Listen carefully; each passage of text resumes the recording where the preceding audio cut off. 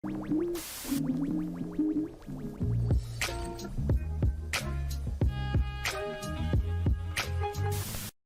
going on, everybody? This is Marcus, and I'm here with my lovely wife, Shira. and we are glad that you're here for another episode of the Black Married and Debt-Free podcast. I'm really excited because we have a special guest on today that's going to be sharing an amazing story. And, you know, as you make your way around this finance community, you know, there's a lot of bag talk, right? There's a lot of, next level financial literacy, and we love that. But there's nothing like the simplicity of paying down debt, lowering your expenses, and building wealth that way. So we really want to highlight this story because this young lady and her husband did something wonderful, and we just want to get into it. So please welcome Corzon Eaton. We want to thank you for joining us. Corzon, how are you doing? Let me get you here on the screen. How are you doing?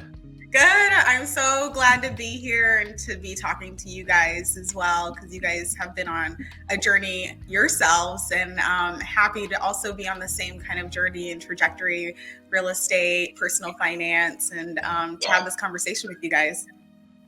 Great. Well, we are super excited that you're here with us today. But can you share a little bit about yourself with our viewers before we hop deeply into your story? Like, let us know like where you're from, or just, basic information. Yeah, so I'm Corzon Eaton. I was actually born in Busia, Kenya, which is in East Africa. And so I'm an immigrant of the United States, came to the States when I was pretty young, was raised in a small town called Manhattan, Kansas, and went to actual undergrad at Kansas State University, where Manhattan, Kansas is, went to grad school and got my master's in public health, and worked in the nonprofit industry until about a year and a half ago, where I just jumped from nonprofit to corporate. And I also started what's called Corzon Academy, which is a personal finance business, just teaching and educating working professionals on how to manage and master their money. So that's what got me here today, talking with you guys, and even with the story of paying off my student loan debt. Yeah, That's wonderful. that's great. So tell us a little bit about your student loan debt. Like, how much was it? What prompted you and your husband to tackle the debt? Take us a little bit through that journey. Yeah, so I owed $131,637.10 of student loan debt.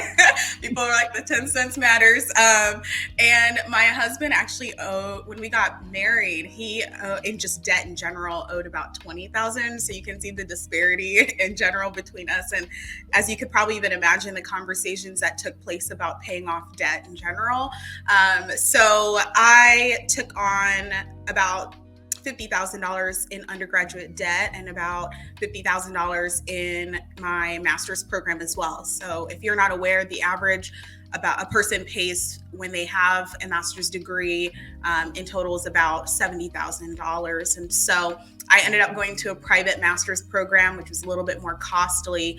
And because of that and the accumulation of interest over about a 10-year period, I ended up with $131,000 of student loan debt. And I was actually avoiding Sallie Mae like the plague. I was one of those people that was, avoiding phone calls. I was dipping and dodging Sallie Mae 100%. And it was actually my husband. He was like, why don't you call the people? Why don't you make contact? And this is before we were married, but and I did, and I got right. I got right with them peoples. And that's when I actually just even started just being honest and transparent, like making my payments towards my student loan debt.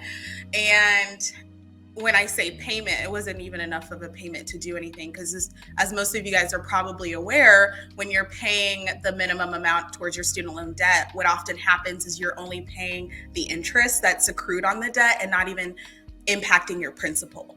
So that's what I've just been doing. And also, I told you guys I was working in the nonprofit industry, and I had signed up to do the 10-year student loan forgiveness program as part of that.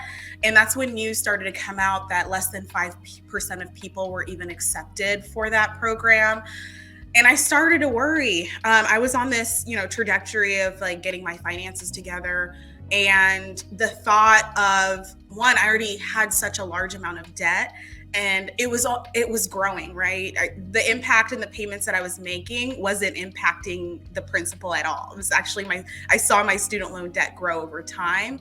And so I was just worried about what would happen if I continued in this path and then was rejected from that program. And then the other realization, and what really hit me too, is that, I paid about $30,000, or I had about $30,000 in interest that I'm paying somebody else and not helping myself on, right? Like I'm growing their business. I'm growing their business by paying that interest to them before I'm helping myself, before I'm helping my principal. And when that dawned on me, I just knew I had to do something about it. And so therefore came the conversations with my husband. And he was happy about the 10-year loan forgiveness program. Right. Yeah, he was here for it. And so it was actually the conversation was just about us getting out of debt in general. We were engaged at that time, and I just was like, we're gonna be married here in 6 months. How do we tackle our finances, and what is our plan for tackling our finances as a married couple? It's probably like not something people think about when you're like wedding planning. But that's what I was thinking about, how are we gonna prosper financially as a couple? And so we sat down, and he wasn't convinced that we could pay this student loan debt off. He was not convinced at all. And so I had to put a plan in place to show him it was possible. Because I think a lot of times, even myself, why I had avoided Sallie Mae student loans for a long time is like my own self-limiting beliefs, right? Of not valuing what it is that I could do or bring to the table, or the impact that I can make on my own personal finances, and that self-belief too. And so that's what he was going through, the struggle. He didn't think it was possible. And so, and a lot of people do this. I've talked about this, we don't try, right? The unfortunate part is like, we don't put ourselves out there to begin with, to start, to ever see if something could come to fruition. And so then we stop ourselves from any progress. And so I laid it out there. And when we looked at our, expenses, and we looked at our income, we actually realized we could pay the debt off in 4 years of a period of time. And so once I did that, that helped, that helped the pressure on his end a little bit. And okay, maybe this is possible. It's a large amount, but if this is going to help you, it's going to help us. It looks like it could be possible. And so that's when we just started. We started with his debt. We paid off his car first, then we paid off his student loan debt. We saved an emergency fund. We bought some real estate along the way, and then we tackled this bit of debt that was supposed to be over a 4-year period and ended up being paid off in 14 months instead. So. Yeah. Wow, that's awesome. There's so much, meat on that story. Yes. That we want to get to. Yes. And I would like to highlight something that you said earlier about how you started this talk while you were engaged, right? And that it wasn't just about the wedding, right? It wasn't just about an event, but the fact that you two were planning a life together. Yeah. And making sure that you had plans in place to tackle that debt together. So it was awesome to see or to hear about that teamwork and putting that plan into place. So tell us a little bit about that plan. So some folks that we interview, they do side hustles. Were you able to just to focus on the debt with your 9-to-5 careers, or were you doing any side hustling or anything tricky, I would say, along the way? Yeah, what was the hack? What was the hack? Oh, there have been some hacks. But, that's a great question. There was no side hustle at that time. When we started, it was basically our income. And like I said, at that time, I was working in nonprofit. We were actually both working in nonprofit. So it's amazing what you can do. And, I've made progress within my career, but when I started in my nonprofit career, I started out making $28,000 a year. So, and just built upon that and just maintain my lifestyle as I've grown my income in nonprofit world. And my husband's done the same. We're different in how we were raised, though, in that he grew up watching his grandparents like sit down, do their finances together. So I always joke like he's been saving since he was like 5 years old. And I've been over here being a hot mess. And so, which is like, but it's the beauty in the story that like we came together and still have the same values and still have the same goals, and we're able to meet at the same place, right? And it's actually a good thing that we were both mentally in the same space when we got together and also got married. But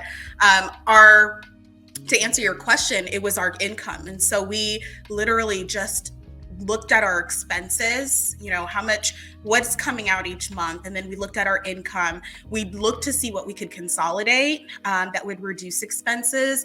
And at that time, we ended up moving into a condo that cumulatively what we were paying separately, it actually ended up being less. We also lived we had a tax abatement too on our property in our condo. I love tax abatement, which if you don't know what tax abatement is you just, you're able to reduce the taxes that you pay on a property, basically. And cities have this, and some cities have this incentive so that they can get people to live in certain areas or communities. And so that significantly decreased our housing expense. But we used what it is that we had, and then I would say that we ended up creating momentum because we had these goals in place. Mm-hmm. So when I wrote down our goals, I used what we had, right? Like, I think that's the starting place. Like, what can you do with what you have right now and today? And so I think it was about, I want to say it was like when we started $2,500, that was the difference that we could put away and put towards student loan payment, which is significant, right? But so that's what and actually I think that was what we were putting towards debt, towards savings, towards investing, cumulative in the beginning. And so that's what we did. And then as we went on this journey, we picked up a rental property. And then as we continued, we aggressively tried to make intentional efforts of increasing our income. And we did. So we were applying for jobs. I was actually found out I was like grossly underpaid too within the job that I did have, and was like advocating for myself for equitable pay too at the time. And so just making those really intentional practices, intentional movements when it came to our income was significantly important. And I think it's significantly important for minorities and Black people in itself, because that is our wealth. Right? It's in our income. And so to let people not equitably pay you and to not be intentionally focused on making sure that that place where we can build our wealth is, at its capacity, is a disservice to self. And so we were grinding it out, just putting applications. Okay. If it's not internal promotions, we're looking externally. And so that's what we did throughout the course. And that's what actually ended up helping us, that and real estate. $20,000 of our payment for the student loan came from our rental property as well. So, yeah. Wow. You have to tell us more about that. Yeah, we love that. We love that. Yeah. It's a wild journey. It's, I've always loved business, but my husband hasn't. So he's been late to this train. And so that also took I'm always convincing him. I'm always bringing him along the journey and seeing how, we can tackle these things together. But I saw a cheap property on sale one day, and I was like, let's go take a look at it. We hit up our realtor. We met with her, and it was terrible. It was no wonder it was cheap, because it was cheap for a reason. And so, but that was it for me. I wanted to dig a little bit deeper and start looking at properties. So that's what we started doing. And I will say, like, we didn't have a huge budget. You know, like I said, we worked in nonprofit. We were trying to tackle these goals. But we were very, I wouldn't even say practical. We were probably out of our minds because we really wanted a multifamily property with a shoestring budget. And so, but we had we had a realtor in Ohio, and we actually had a realtor in Kentucky too, because we lived in Cincinnati at the time. And Cincinnati, they call it Cincinnati because they border each other. So we had seen probably about 55 properties in Cincinnati before we actually ventured out and got another realtor in Kentucky because properties were cheaper. And both of them tried to convince us to get a single family property. But being the person that I am, like, I love strategy, the math didn't make sense, right? I'm also like planner and like to have safety measures in place. So for us, I knew having at least 2 units, you have some type of protection, right? From the mortgage payment, from when making sure that you have 2 renters or at least 1 renter always in place to help with not just expenses, but with just expenses in general. So that's what I had envisioned. And one thing I'll say is I always stick to my visions. Like if there's flexibility there, right? But I want to at least try first. And so our realtors try to convince us to get a single family. They're like, about that budget, you guys might consider a single family, because one thing with also too, with single family properties, people take care of them better. So we're in multifamilies and they're just a mess. And it's our first property. We also didn't want something that took a lot of work and that needed a ton of rehab, with it being our first property. So we didn't want to take anything like that on. So you can see we're picky. We're over here being bougie with this shoestring budget. And so finally, we ended up finding a property, and it was Black owned as well. It was an older married couple, and they were so proud, I'll say too, to kind of pass this down. I don't even know if this is, my husband was like, "Don't forget about us, brother."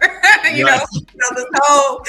And what saved us in the journey, because multifamily properties are really competitive. So we knew, and we started to realize the trends of you have to be the first, right? You need to get in there. You need to put a competitive offer first. Right. And so at the end, once we started to get that, we ended up being more strategic about how we went. I was on looking for properties all the time, contacting a realtor. So we were the first to see the property. And then like right then and there, literally almost, our realtor was putting the paperwork together, and we put the offer in. And so that was our first property. Our second property, we house hacked. So we ended up we moved from Cincinnati to Columbus, and we ended up buying a multifamily property where we lived on one side, rented out the other, and saved us about $900 of housing costs by doing so. That's awesome. This is like a master class in how anyone could do it. And I love all the layers.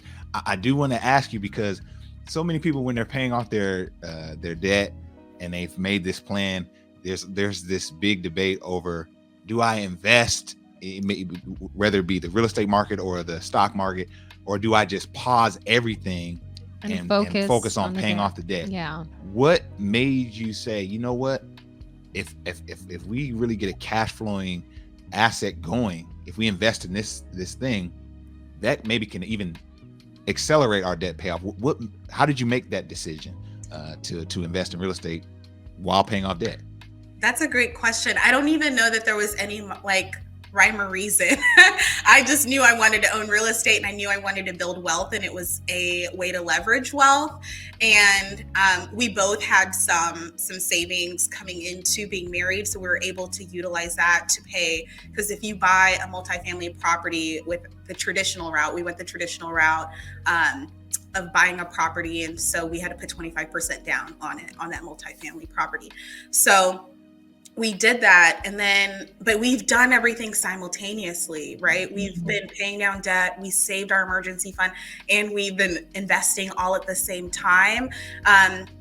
because you don't have, not everything has to be linear. And we also knew we wanted to make, real estate doesn't get cheaper, right? And investing, any type of investing is a long-term game and strategy, right? What do they say? Time in the market is your best friend. So, it's the same with real estate. That's an investment. And, the later you get it, the higher it costs. I'm regretting now not buying a ton of properties back then with how everything is going right now. So we just knew that we wanted to just really be aggressive within all of our goals. And that also for us meant our personal fun. Like, we also didn't cut everything out of our lives that we enjoyed and valued. In fact, we did the opposite. We created a value-based budget, instead of like a restrictive diet budget. And that really made even just the process more tolerable as we went throughout the journey. Yeah, that's great. I like that, because I think that someone needs to hear that. Someone needs to hear that you can do this and that, you know what I'm saying? Absolutely. And that you can, strive towards multiple goals, as you are, on this journey. So I'm glad that you brought that out, and I'm glad to hear that that's a part of your story. And so in terms of the debt, for the student loan debt, tell us about that final payment. Yeah, because you had a really dope viral moment. Yeah. And we want to definitely talk about that. What was that like? Yeah, that was the most freeing moment I've ever had. To be honest with you guys, it was, I just dealt with this debt for years, and I hadn't really dealt with it for years. And then it became something that was a burden to me as I became more financially aware. And so I wanted to be rid of the burden, the fact that we were able to do what we said we would do. There's a lot we could have done with that money, and I'm not even gonna lie to you guys. I struggled. There was times I'm like, I could buy a building, I love real estate. I love homes. I'm like, I could really do that. And then we can pay this off later. And I had a lot of those moments back and forth. And, it was just just sticking to what was the plan and what our why, right? Like what is the why that we're doing this? And that really helped us stay centered. But man, it was just a freeing moment. And I'm glad I was able to share it with people too, because I do believe that, by releasing that burden, I hoped that I was releasing it for others as well, by seeing that it was possible, and something like that was possible. And seeing a Black woman and a Black couple do that as well was really important for me. And so, but it was liberating. It was one of the most liberating things, because we could have done, like I said, a lot of things with that money, but we bought our freedom. Yeah. Yes. And so you did a lump sum when you paid it off, or tell us about that? All one swoop payment. It hurt too. So what we ended up, there was a student loan freeze going on right now at this time. So because of it, we just saved those 14 months, saved it, all the money, as we were hitting our goal. It was our last thing. And so we saved it up. We didn't have any interest to worry about. We didn't have any payments to worry about at this time. And we just paid it all off in one singular payment. So. Wow. Wait, you mean you didn't take advantage of that freeze and just keep that money, and you didn't do that? like a lot of people did. I wanted to buy a property in Mexico. Oh man, we were in Cabo too, right before, and we were actually seeing properties. I tell you, I'm like a visual. I'm a visual dreamer, right? I like seeing my goals. I like writing out my goals. And that's next. I'm going to have a property. I'm going to have a property in Mexico. But all of those goals, I wrote them all down. I wrote down every single goal that I hope to achieve, envisioned it, manifested it, and created a plan. And then just went after it. But yeah, I remember when we saved it's so funny because I think we both came from really, really humble beginnings. And when we saved our we saved $30,000 for an emergency fund. It's like a year emergency fund. And my husband, he kept saying, can we just take it out the bank and just like touch it? Right. Because like, you know, the fact that I didn't even make that my first job out of college, right? So to save $30,000 when I didn't even make that in income. So it was like, we were both proud and just like, yeah, he really wanted to take it out the bank. Right. He wanted to touch it, see what it felt like. Well, I mean, it's just very inspiring to Mm-hmm. hear that, you know, like you said, you wrote the vision down, you kept it before you, and then you actually followed through. Like, there's something very powerful about that.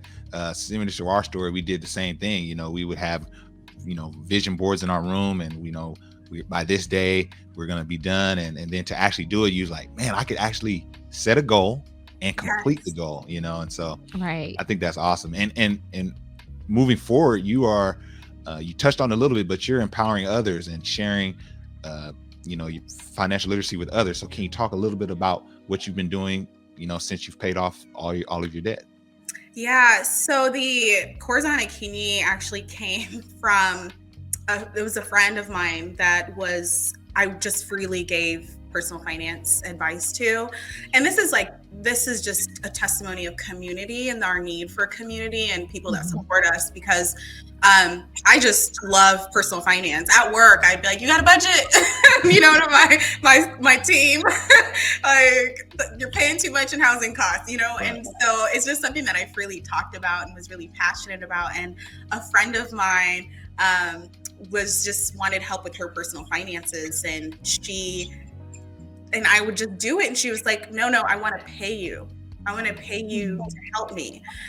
And, you know, I thought she was crazy. And I'm like, no, like, why would you? I'm happy to share this knowledge with you. And she called me one day and was like, I'm ready. Where do I pay you? Like, where? And so I had to get my life together. Like, I had to create a business. And so that's what ended up happening is, you know, from my network, my friends, my community wanted to support what it is that I was doing. And so and that's where we are today. We also invested in a vending machine business. So we're operating and running, we have 28 vending machines in Columbus, Ohio. And so that's another business that we run. And so real estate, vending machine, and continuing to tackle personal finances and buy more real estate and invest in more businesses, you know? And so that's what a lot of people, they want to get into business without managing their finances. You know, it's kind of a recipe for disaster. I get a lot of people that are like, oh, teach me about the vending machine game and teach me about real estate game.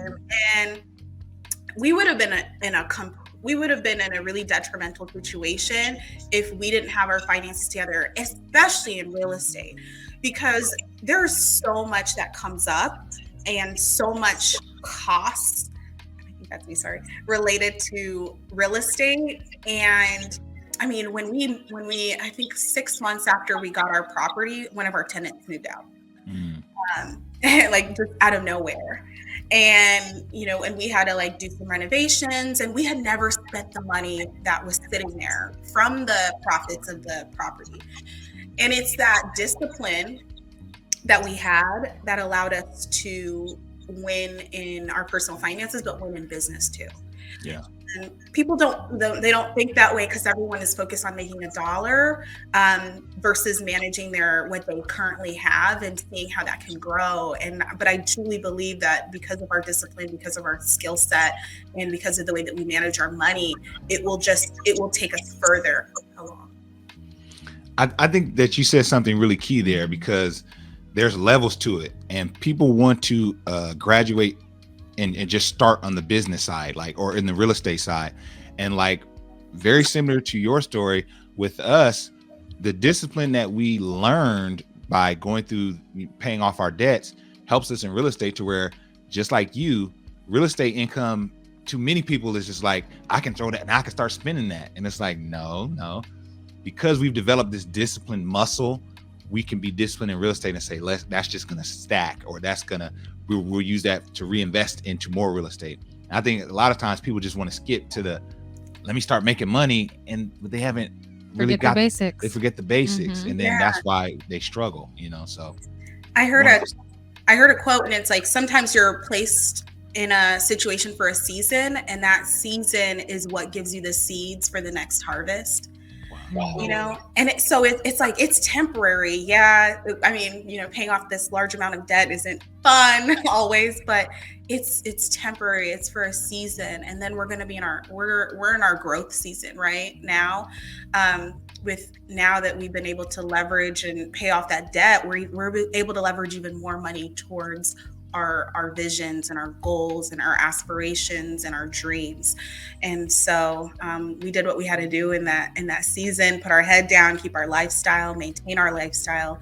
And those seeds are going to bear fruit, you know? So that's great stuff.